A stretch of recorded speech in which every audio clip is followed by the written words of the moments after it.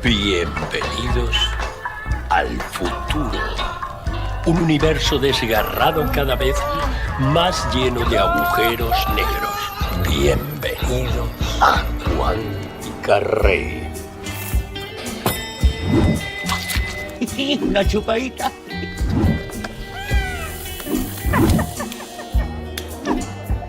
Demasiados agujeros de vuelta a casa. ¡Cuidado! ¡Un agujero negro! ¡No está aquí! Y ahora no consigo. El universo está muriendo. Los baños, hablaste de una fiesta, una rave que nunca termina, una super mega party. ¿Elena? La DJ. ¿La terrorista? Activista performance. En mi nave no.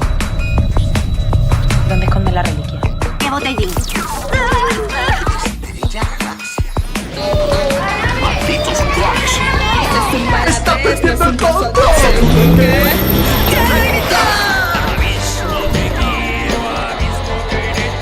En estos tiempos más que nunca hay que creer en algo. En los Palladi, en el rock, en una mujer desnuda. ¿Qué has hecho ahora, Galilei? ¡Dios! Dejémoslo en producto de tu imaginación.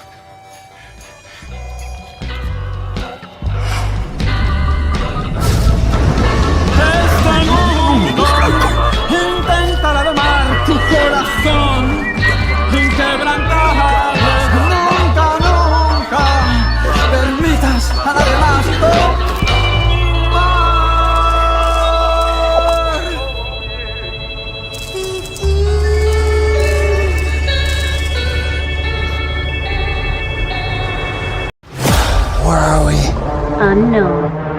Did anyone else from the team make it off that ship? All scans have come up negative, James. I'm starting to think no one else made it. At least this sector will now be clear of the Offworlders' rule. Yeah, but this sector will be crawling with marooned Offworlders for years. Greetings, everyone. My name is Troy Bernera. This is the Miami International Science Fiction Film Festival. And tonight we have a super treat for you. We got a whole lot of filmmakers coming out. And they're going to tell us a little bit about themselves. We're going to see some more of their trailers. And we're going to have a good old time. We just might do a little like a Jeopardy Q&A thing with them to see how much sci-fi they really know. All right, folks. Once again, we are here. It's another season. This is year number 13. It's been a long run. We've seen a lot of films all over the world. And once again, we put together some of the finest pieces of work. Better than anything else you've ever seen. And I can guarantee that. Because I've watched all of them. I know everybody. I have friends everywhere. So let's get them up. Not in any particular order. Hello, Tamara. Hi. How you doing? Good. How are you? Good. Where are you coming from? Los Angeles. Los Angeles. All right, just hang right there. Hey, Bud, how you doing? I can't hear you. I can hear Tamara, but I can't hear you, Troy. You can't hear me. You can't hear me. How's it possible? You can hear her and you can't hear me. What? It's telling me the signals are coming. Can you guys hear me? We can hear you. Hear everybody. Stand by. Interesting. I can hear you. It's okay. We got you. We got you. I can't hear Troy at all. I'm sorry to wake you up, Monterey. How you doing? You're muted. Buddy. Hey, Aaron. Where's Aaron? There's Aaron. How are you? How are you? Good. Isaac Rathbone, Devin Jones. What's going on, buddy? Good to see you. Right. Let's see who else we got here. How you doing, Von Hoon? I mean, Sheena, our co-host. John, where's John? There he is. Greetings, John. Good to see you. And that's Longenbao. That's awesome. Longenbao. Got it. Where's Mehmet? Mehmet, how are you, Mehmet? Good to see you. There's a delay. Hey. Thank you. Milton? Hello, Troy. Hello, Sheena. Hello, everybody. Yeah, this guy, he knows how to collab. Like every day he's collaborating with the Instagram. Good job. Keep it going. Uh-oh. Wait a second. I think we've reached our limit. So, Sheena, I'm going to let you go and hold the fort a little bit, and then I'm coming back. All right? Just for a little bit, 'cause I know you need to do so. So we got to bring Rosian. We have to bring Rosian and Mr. Wayne up. Yeah. Oh goodness. How you doing? It's Rashawn, by the way. Rashawn, nice to meet you. Nice to meet everybody. Actually, nice to meet everybody. Good. How's everybody doing this evening? Good. Doing good. I can hear everybody now. Okay. Was it your earpiece? I don't know what I could hear Tamara just fine, and then but I couldn't hear Troy at all, and then it kicked in. I don't know what happened. That's all right. Might be us. All right. So I'm gonna ask that everyone just I already know your names, but can you add your movie or a screenplay that you have already curated and that you've submitted with us? That way I can kind of talk on that topic. Where should we add those? Oh, we can add it in the private chat.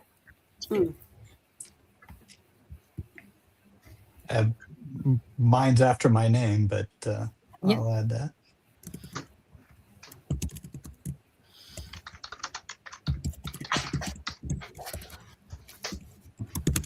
Oh, Dorian.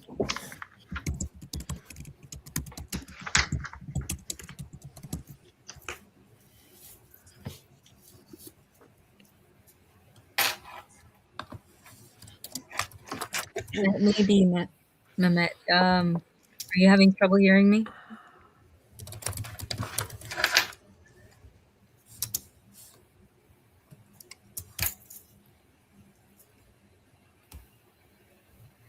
All right. So, Aaron, Dorian. Yes. Can you hear me?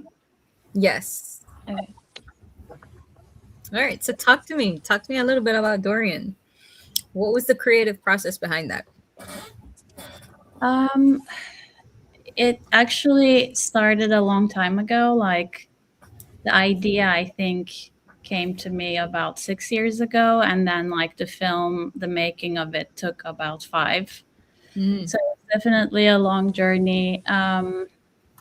The creative process, like you mean where the idea came from, or how you stemmed from that? How did you get the idea?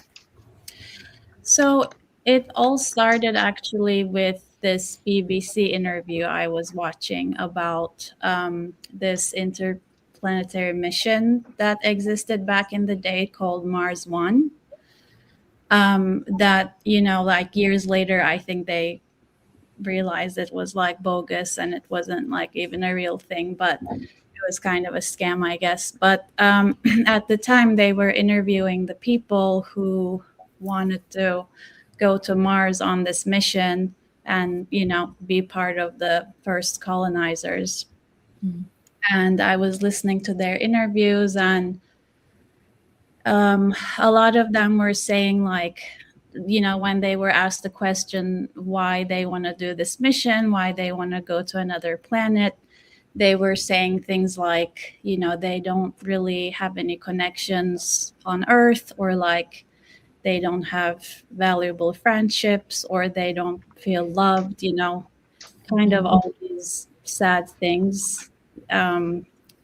So I was kind of affected by watching those interviews, which influenced the film, because the film is about a man who suffers from this feeling of floating, which is kind of a metaphor for anxiety, and how he leaves Earth to go to a planet called Dorian, where he seeks treatment from this alien. So, that was the main idea that set the whole story. My kind of flick. So, where was it filmed? Where was the location? It was all filmed in New York. Actually, it was filmed in a studio in Queens. And some of the exteriors were filmed in upstate New York, just like only an hour away with train. Okay. And so New York. Okay. All right. Thank you. So Monterey, Dreamin'. That's a music video, right? Yeah, it's a music video. That's right. All right. So talk to me a little bit about the music video. What spurred Dreamin'? Yeah, so the music video for Dreamin' was a single I released last year under my artist name Monterey. The music video came about from inspo from a dream I used to have, a recurring dream I'd have of being abducted by aliens when I was about 13 or 14. And it's something that's kind of like struck me to this day as like, having nightmares as kids, and then have like kind of reimagining that in an adult like mindset. So that was kind of like a little bit of the inspo behind it. The storyline, I just kind of catered to some of the things that the music video lyrics build upon, but that was the primary inspo that kind of stemmed that music video idea. Okay, you sure it was a dream, or you sure it didn't happen for real? To this day, I haven't quite tracked it down, but I'm going to assume it was a dream. Yeah. I'm going to assume it's a dream too. All right, so Langenbaugh, John Langenbaugh. Did I say that right? Yeah, close enough. I'm fine with that. All right. So talk to me a little about Parthenogenesis. Yeah, it's a short film that was made because I'm a big fan of kind of old style science fiction, especially sort of Twilight Zone style pieces with a big idea, thoroughly explored, in a very short format. So it's a piece about some inhabitants of a spaceship in an undefined future who get a distress call from an abandoned ship, and they have to decide what they're going to do about it. And I think it's just a chance to kind of like, play a little bit of a one of those kind of fun classic logic games, but with sort of a couple different twists. Nice. Where was the location for this? My DP's garage. We a corner, actually, just a corner of the garage. Because, so not even the full garage. No, he had it part of a studio set up in another section of it, so we just got a corner of the garage. But the good thing is that it was on a back street with no traffic sounds, and for every filmmaker I know, they're going to say that starts to sound like a good set. That's actually perfect. Yep. All right. So Mehmet, Anthea, did I say that right? Anthea? Hi. Is that a screenplay? Yeah. All right. So what? Yeah, it's a screenplay. All right. So talk to me a little bit about the background on this one. How did you come up with the idea of Anthea?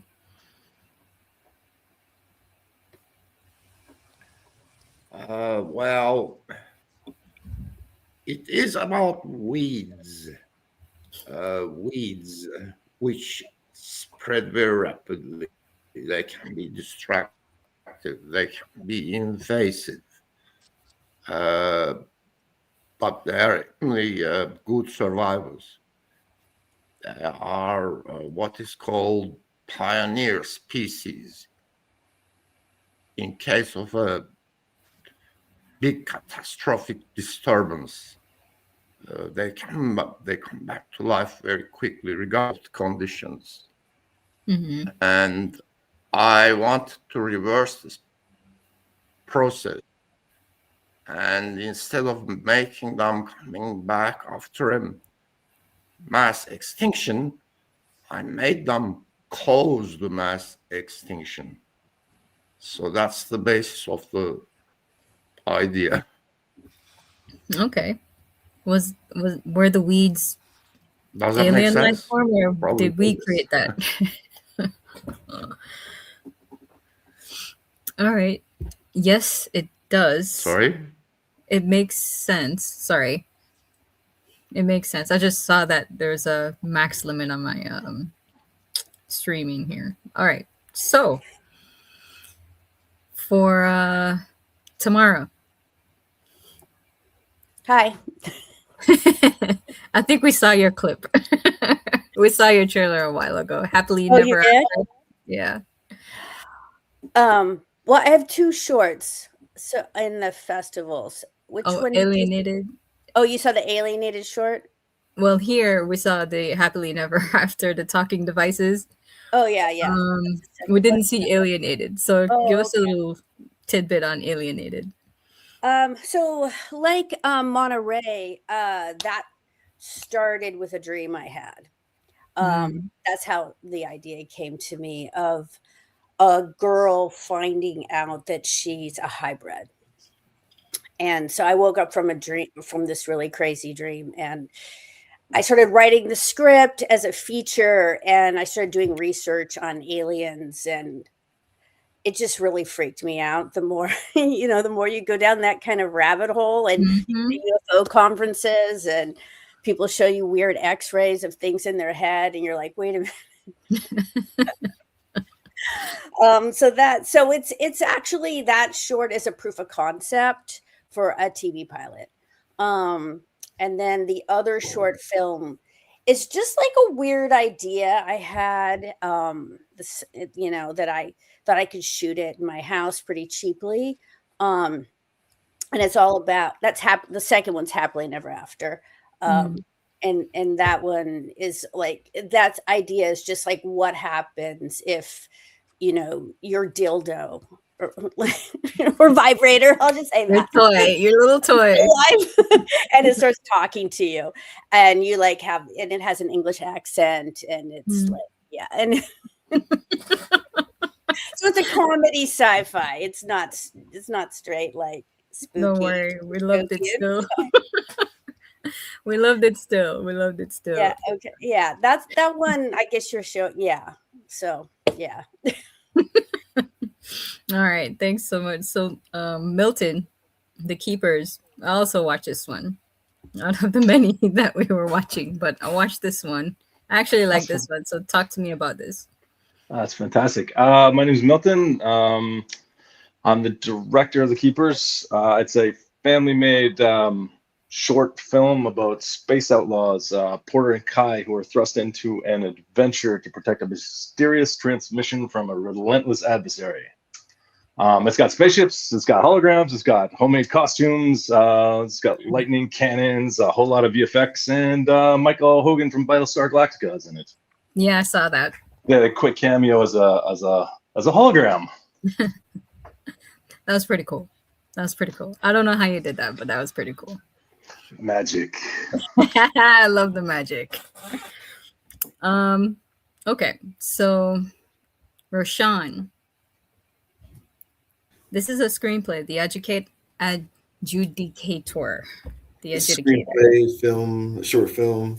The Adjudicator, well, for context, originally I spent most of my high school writing this novel series called The Voyager. It similar to how Milton's, it follows space outlaws involving different crime syndicates and everything. It's a story for a different time.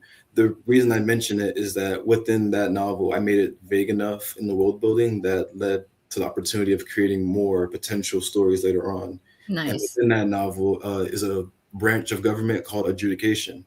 So that led on to the creation of the Adjudicator, which follows a whole completely separate character, separate from the novel. Of course, this novel was not published, so no one would know the context. So I guess I have to explain it here.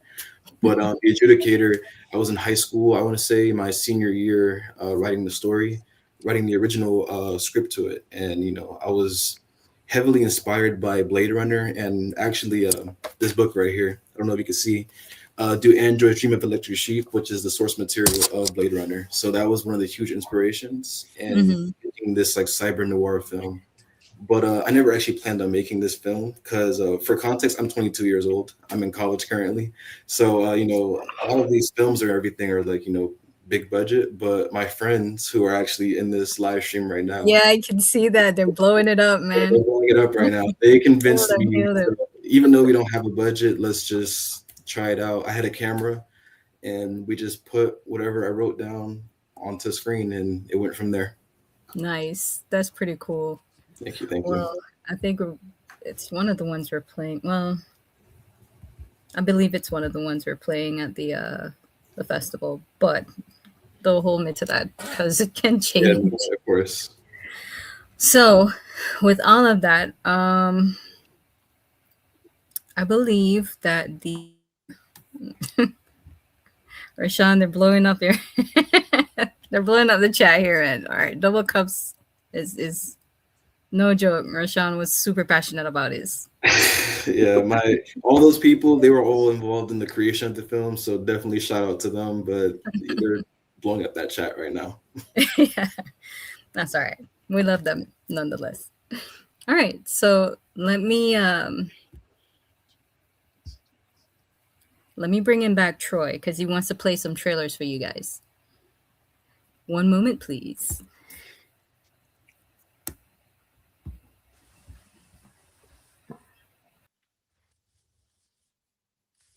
Greetings and salutations, Terrans. It's so good to see you. Well, that was really something. Yeah, we were talking about Mehmet earlier. And Mehmet, are you in Australia right now? Yeah. He's like, yeah. I am. No, that's pretty far away, man. That's thank you so much. We get a lot of content from Australia. All We right. get a lot. We get a lot of Thank content you. from Australia. Thank you for the invite. Thanks. Yes, and whoever's like teaching folks over there to make film, we get student films from there that compete against the big budget films. They're that good. I have to say that. So I'm very, really impressed with what's coming out of Australia. You all do a very, very good job in filmmaking. And once again, the name of your screenplay, Thea, where invasive weeds overrun Australia and wipe out most of humanity, and only a handful of survivors discover they possess strange powers of knowledge. So it's a very good log line, and the judging of screenplays is actually ongoing right now. So there will be reports being sent out to people this week and up until the beginning of the festival. Right. So we'll know. We might know the finalist prior to the festival. It's been very, very challenging because this season we received way more screenplays than we've had in the past several years combined. I don't know why, but this is what happens sometimes. So that's what's going on. So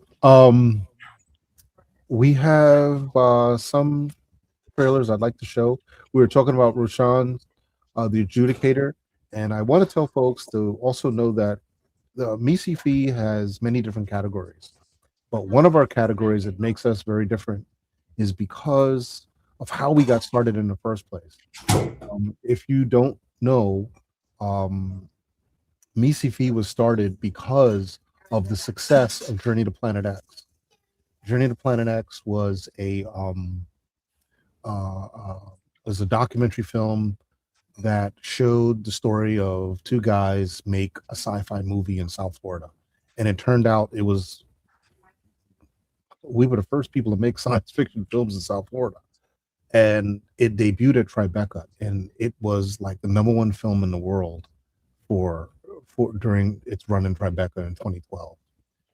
We were dragged all over the world playing at festivals. They were throwing money at us, and all of the amazement and good that came out of it. I felt the best way to give back was to create a film festival, and that's how MiSciFi was formed. So we really look for content that's new, original, gritty, gutsy, stands out, because as filmmakers, we had a very, very hard time getting our work seen. And, we kind of think that a lot of films are overlooked that, really should be looked at. And so we try to make that space. So one category that we have that most festivals don't have is a zero budget category. And that means you could show up with cardboard and a tinfoil hat. But if you have the right recipe, meaning good story, the cast is delivering it really well, and you're doing things that are really ambitious, and it's a very high likelihood, especially today in today's market, if you continue making film with your recipe and just get better with your technique, you're going to really do something out there. I can guarantee that. And The Adjudicator, we think, is one of those films. So The Adjudicator has the nomination of our film company. Our film company is called Gunungagap. Okay. It's a very weird name. It's almost impossible for most people to write. And it's only the mere fact that I used to work in Norway that I can easily pronounce these words.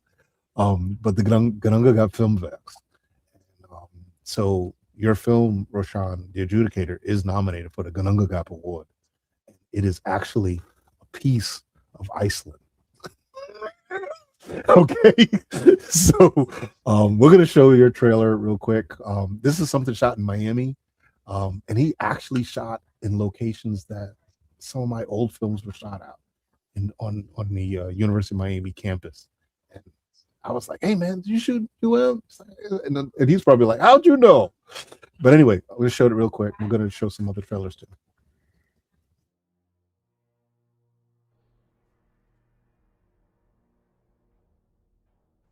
You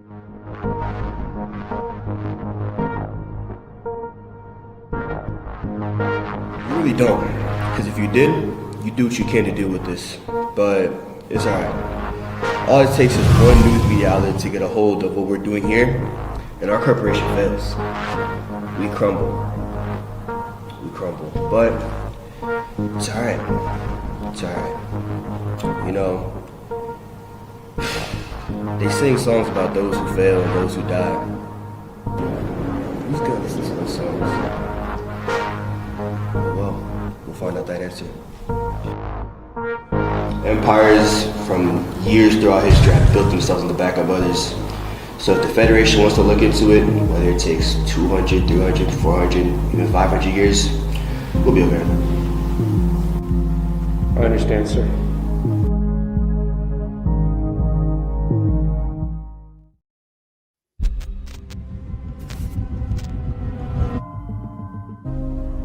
Felt natural.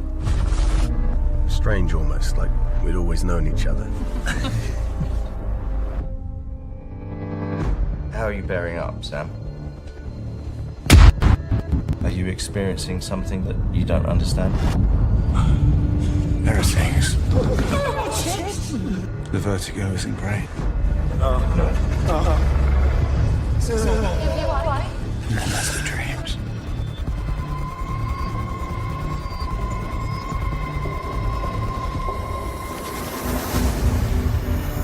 What's causing this?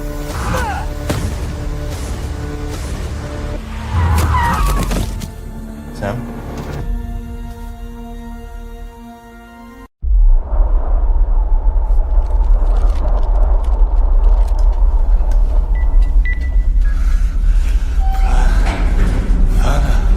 Fly City. Ta ist i sekreterska.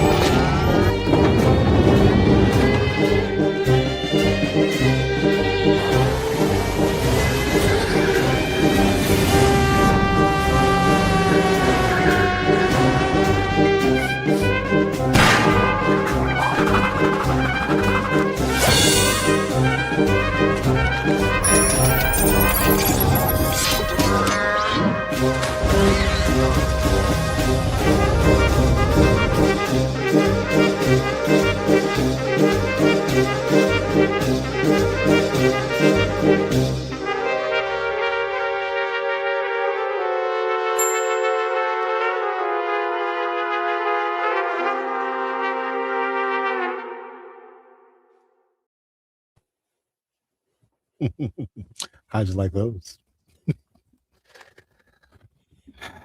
Really cool. I tell you, it keeps on giving, and we're so thankful to be part of this.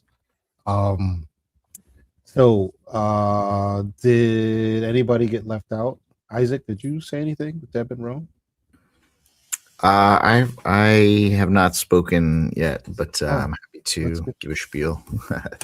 Let's get you going, Isaac. Sure. My name is Isaac Rathbone. I'm the writer, director, producer of Deb and Joan. It's a short film that's about an android who falls in love with a human scientist before a dangerous mission to deep space. Yes. The piece actually started as a stage play many years ago that I wrote as kind of a writing exercise, and seemed to have a lot of success on stage. And so after talking with various folks, I'm kind of look to take it to another level. So kind of made a short script, pretty much taking the stage play as the foundation and creating something from there. And we'll kind of see where it goes after that. But that's kind of its backstory.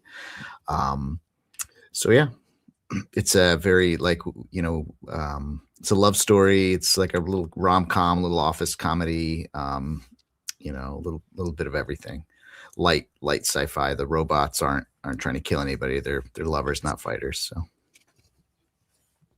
awesome. No, it's really, really good. I remember I've watched this a couple times, and yeah, it's a short. What was the length of it? It comes in around 14, 15 minutes, somewhere in there. Yeah, no, that's a good length, and it's very different because you kind of not know that the person is an android initially, and then it kind of tables a turn. What you would normally expect isn't happening, and instead it's the robot, the android.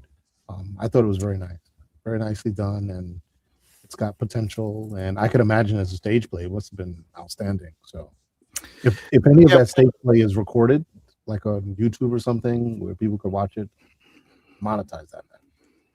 Sure, yeah, awesome. Are you attending the festival this year? No, unfortunately I will not be able to, but I believe Deb and Joan is part of the virtual festival, so we're going to coordinate a lot of our folks here. I'm based out of New York, so we're going to try to get a lot of our folks to stream it, as well as stream other films that are part of the virtual fest as well. Can you say if you're going to be at any other festivals that you're at the current time? Are you going anywhere else? Currently, we I'd have to our festival schedule. We do have another festival in Orlando, I believe, coming up later in February, the Love Your Shorts Festival, and then the Independent Film Festival in Charlottesville, Virginia in March, and that's what we have on our slate right now. But we have a couple other submissions out there, so hopefully we'll kind of keep it going. Okay, great. No, that's good. That's good. Well, there will be more opportunities to speak for the next couple of weeks. So, folks, if there's more you want to add, so forth, we're definitely going to ask more questions. So there will be plenty more time. So let's going to show one more trailer here. This one is Star-Crossed.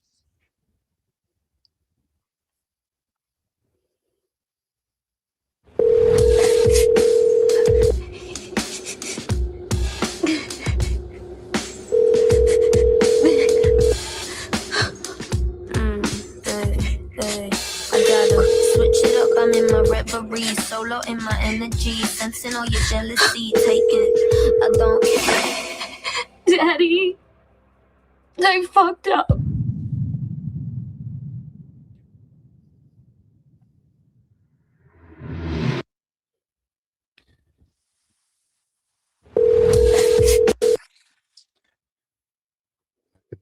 I could tell folks that this film will definitely catch you out there. What happens? I'm not going to give it away, but Bud, please, you take the lead.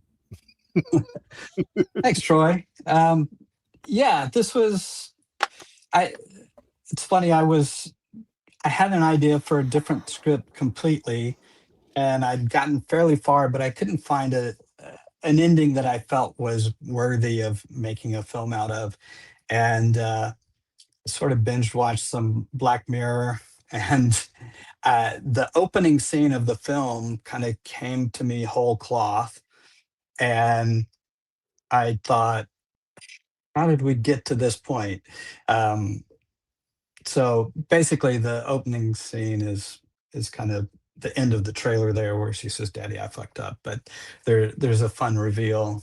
Uh, the opening shots this one are so it's something that I went from that idea, and then sort of what would get us in that situation, and something that would just be fun. I wanted to write something that an actor could sink their teeth into, and really have fun with the performance. And I think Erica, who plays Celeste, I think she knocked it out of the park. She was absolutely amazing. It's done well, and it's got a great twist. No one expects what's going to happen. Yeah, that's So, the idea. yes. Yeah. Yes. So awesome. yeah, it was a lot of fun. Awesome. So, folks, are you in for something a little different tonight? I can assure you, you probably don't experience this, or we're about to do at other festivals, at least interviews like this. So what we're going to do is you're going to show me how much you really know about science fiction or science in general. So I can hear the laughter already. So here we go. Hold on.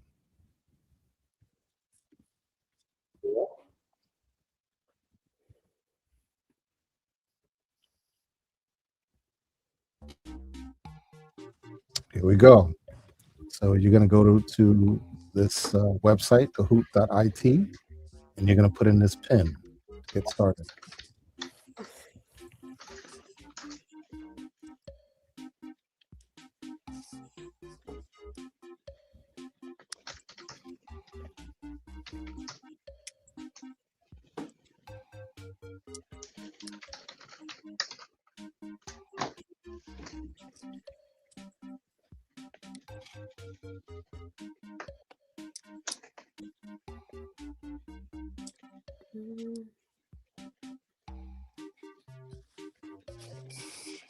Go on now. I want to see more contestants than this now.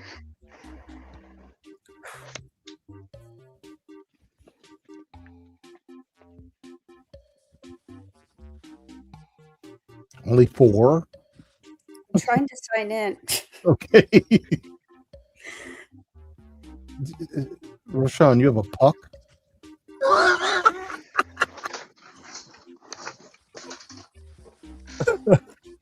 Okay. Is that it? Okay. Anybody else? Okay, is that it? 1, 2, 3, 4, 5, 6, 7. There should be at least 1 or 2 more people. All right. All right. That's it. That's it. Okay. Here we go. All right. Good. Here we go.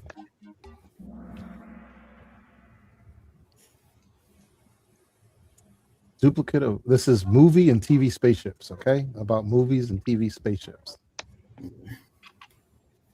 Written to be shaped like a shoe, this ship appeared in what sci-fi comedy based on a book?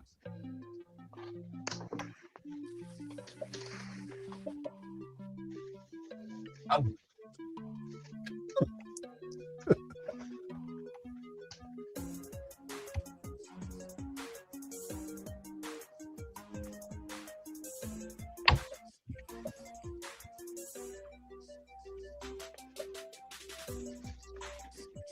This is a timed test, so about getting the answer in as quickly as possible. All right, great. Not bad, folks. Hitchhiker's Guide to the Galaxy. Good, good. Next.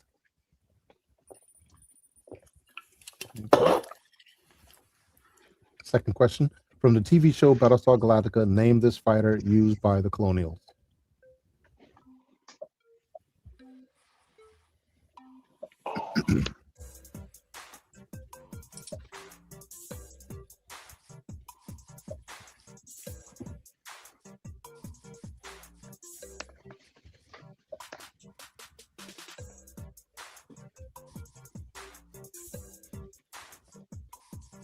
Okay, is that everybody?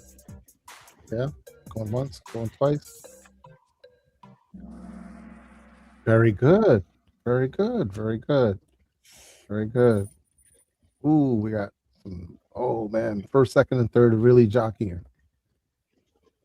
Next question. These ships from the Star Trek universe base their name off of the definition of raptor.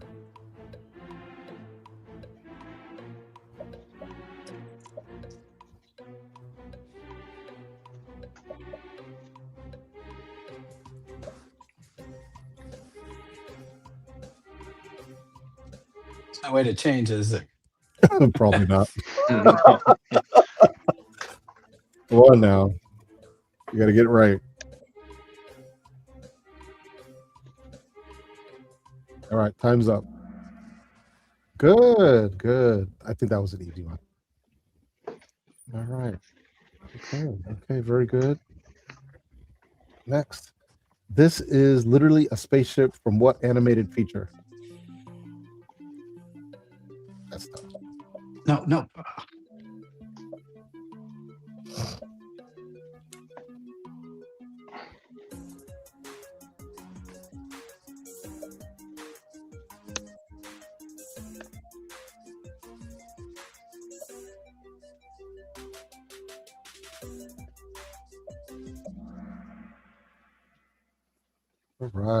All right. Very good. Very good. No, y'all are doing much better than the last group.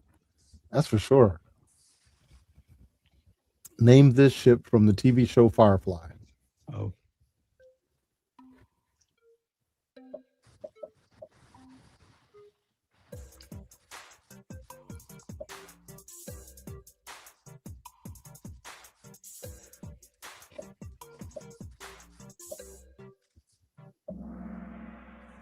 Very good. Very good. Very good. Just a little trivia there. I was the visual effects supervisor on Serenity, on the movie. There you go. You did get it right, didn't you? Yeah, I did. Okay. Very good. Very good, bud. Very good. The last from 1984, the Last Starfighter. What is this ship called? Ooh. Very good. Very good.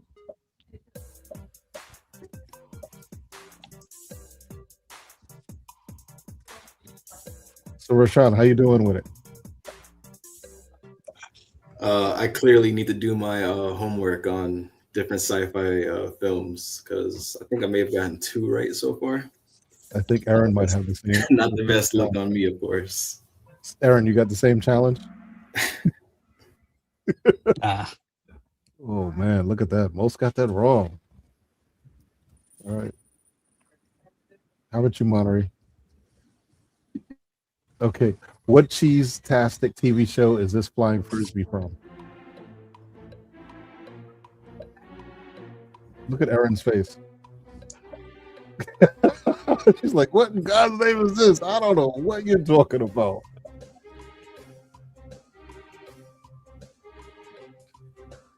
Isaac, this should be easy for you, man.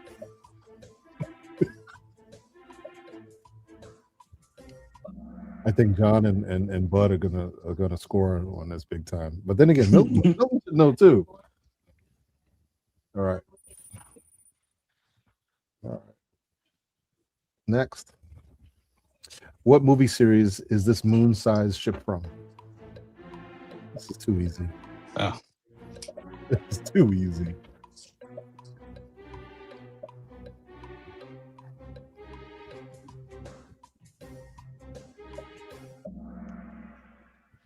Thank goodness everybody got it right. All right. This sleek ship is from what mid-90s sci-fi action drama?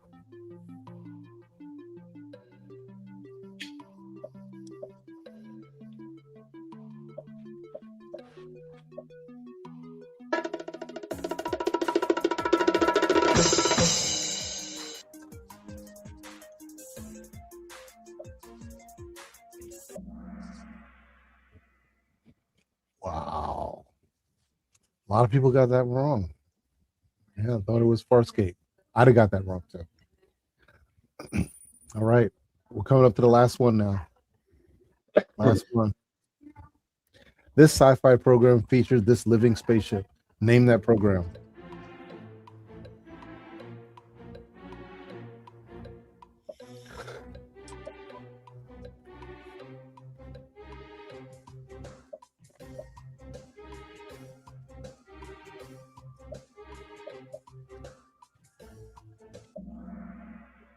Wow.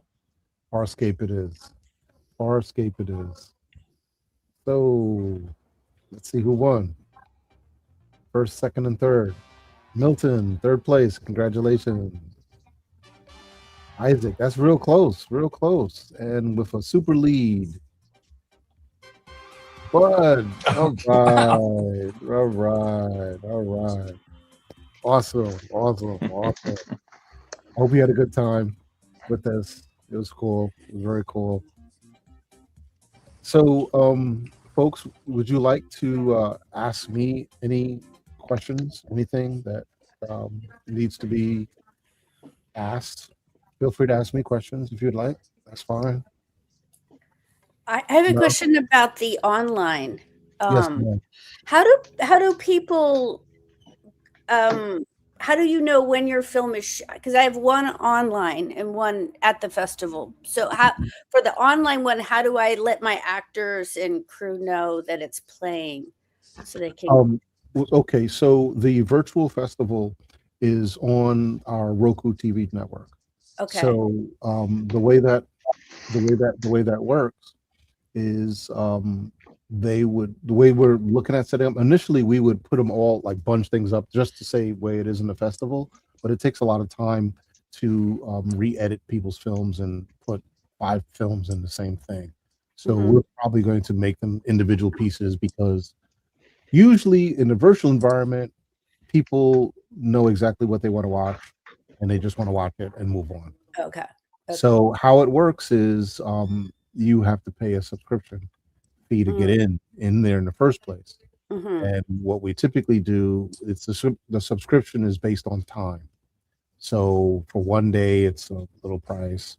For the whole week, it's a much, it's a bigger price, $20, something like that. And they would basically binge watch the films in that environment. And that's it. Now, as far as other content, everything that we're doing here, as well as stuff that's recorded during the virtual festival, will be available on YouTube for people to watch and on the virtual channel as well. So the thing is that you have to have a Roku box, or you have to have a TV that comes with the Roku app. A lot of TVs do, and you just put in your account, create a subscription, and you can watch it.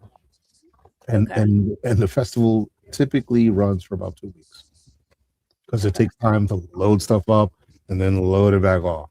Right. Okay. So we want to give people time to watch everything, at their leisure, that kind of thing. All right.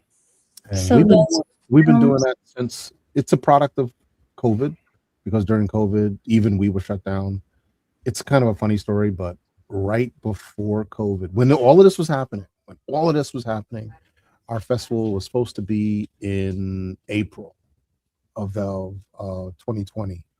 And I remember when people were getting sick, and it was really crazy. And we don't want to get sick. So we typically like to feed people during the festival. At that time we did. It was a very, very much a get together, hang out type of experience. And I remember our craft services, we were just going to have like a big giant pot of gruel with bread and serve that. So, they can't get sick eating that. But eventually what happened, everything got shut down. And we decided to just, we figured out how to make it happen, how to do a virtual festival. And we're very, very lucky and fortunate. We had a weekend to weekend live festival.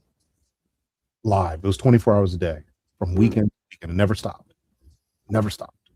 And it was good, but that's not easy to do. Today everybody's got day-to-day, jobs, whatever. So we couldn't do it like the way we did back then. but we decided to keep it because we have people that just don't want to go out to theaters anymore. Mhm. Miami is a tough city to be in. To go downtown for some folks. It costs a lot of money to be downtown. The park in general, it's expensive. Mhm. You know, you can paying $100 a day Hmm. to park your car. If you come, you'll see. It's gonna be crazy. I'm Next, coming. yeah, next to the event, you know what, like MMA, the fighting in the cage fights and stuff like that. That's going to be going on the same time this is going on. Oh wow. Yeah, yeah, it's going to be kind of wild. Right in the middle of downtown. So this is a place that when I lived downtown, it was maybe just a few hundred people living downtown when I lived there. Now it's 90,000. Hmm. It's totally changed. You'll see. You'll see. We'll have a little bit of fun. We'll have a little bit of fun. We'll go. If you come on Friday, you're gonna come on Friday. Mm-hmm. So on Friday we're gonna go out. We're gonna meet at the hotel for networker drinks, and then we're gonna go out. And depending on what it's like, if the weather's good, we'll either walk to Bayside, which is a real nice walk around along the water, to this giant mall that's on the water there. It's an older mall, but it's a very touristy area. But then if not, we'll go to Bayside Mall, which Bayside Mall is this giant, like 3-story, 4-story mall, brand new mall, which is very nice as well. Very, very nice. Very, very nice. So decide which one we'll go to see the downtown area. Mm-hmm. Okay. So that's what's going to happen on Friday night. Any other questions? Otra preguntas? No, you got a question? I have a question. Aaron has a question. The New Yorker. Yes, Aaron. Just about the virtual festival again. So is your film only showed once, like at a physical festival, or is it No. like, how does it work? They log sign in and they can watch the film. They look for like it. anytime. Yeah. During those 2 weeks. Okay. Yes. It's all about convenience. Yeah. It's all about just play, watch, go eat, play, watch. Binge. Yeah. Okay. I'm not of the binge world. I like to sit in a chair and Same. watch it when it's ready to start playing. But the majority of the people out there, they just want to go watch the film and move on their day. So we give the community what they want, how they want, and then there are people who want to be at the festival. What can we expect if we're submitting a music video for the festival as far as format is concerned? If I decide to attend on any like specific day, what can we expect for those showing? As far as the music videos, they play all the time. So when you look at the schedule, you don't see the music video there, but music videos play repeatedly throughout the festival, and what that means is prior to the film starting, 1 or 2 music videos are played. So, for example, your music video is going to play probably anywhere between 2 to 4 times during the festival. Easily. Cool. Thanks for clarifying. Easily. Yep.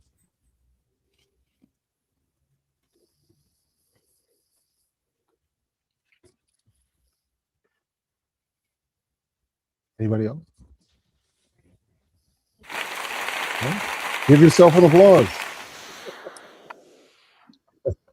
Job well done. Job well done. Job well done. You'd be surprised, realize how good you are. There are so many other films that didn't make it. So you stand out based on a set of fixed qualifiers that you achieved, that you passed, where many others didn't come close. So pat yourselves on the back. You got a great piece of work, good content. Keep making. I can only tell you, nobody would be here if it wasn't for the fact that Eric and I made this film called A Brief Spell. It was really his film, and I was just a secondary person in it. I played Excuse me. I played an Egyptian. Hold on a second.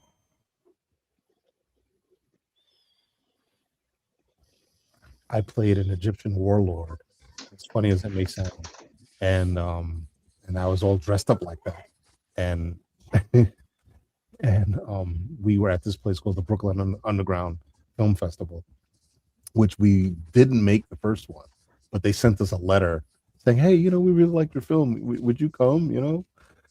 We came out there, and at that time, Eric and I were already making the second film, which is the one that I wrote called Longevity.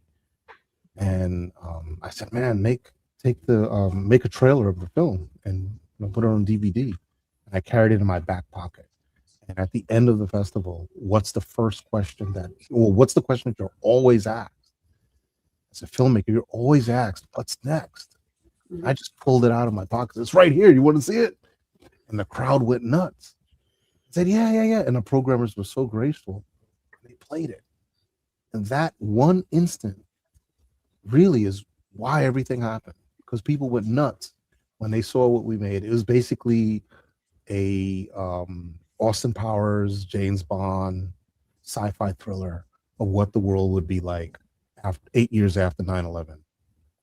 And I played Major Aaron West, some anti-terrorism military guy running through the streets, going after people that shouldn't be doing whatever. Sounds familiar.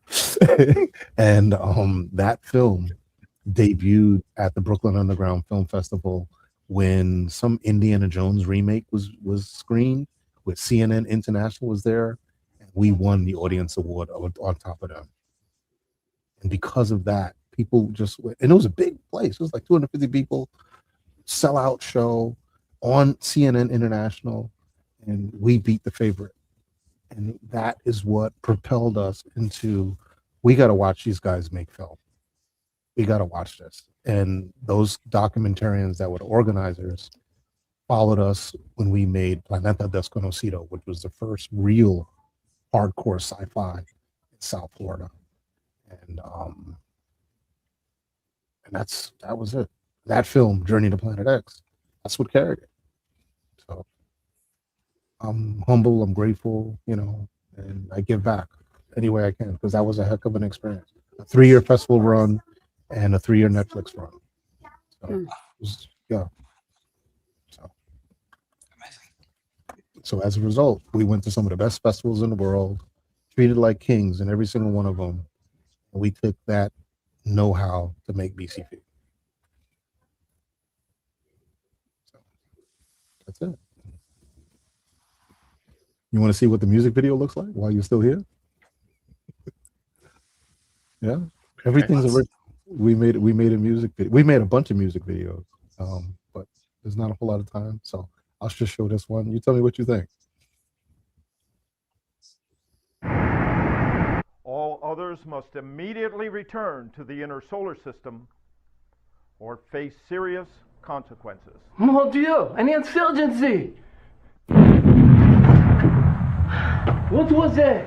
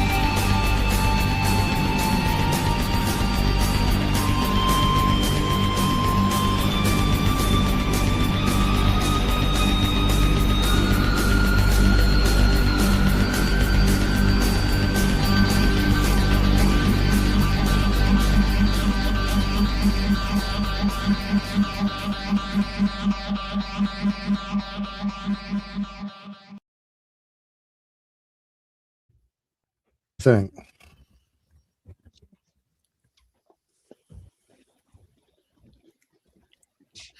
Very cool. Yeah, that's the next. Oh, sorry. Go ahead. Go ahead. Oh, I was going to say the guy on the guitar kind of looked like Kevin Bacon, a young. Yeah, he totally did. That's the music on my next short film. That's Scott Apelia. Yeah, that's a soundtrack. That's the original soundtrack. I had that soundtrack made, and Scott Apelia made it, so it was on our record label that we had created. But yeah, that's it, folks. And thanks so much, and we'll have more fun another time. And so sign up as much as you want, to come on board, and we'll keep talking. All right. All right. Thank you. Thanks, Troy. Yeah, it was great meeting everybody. Thanks, everybody. Have a good night. Bye. Bye. Thank you, Troy. See you, Milton. See you again. Yeah.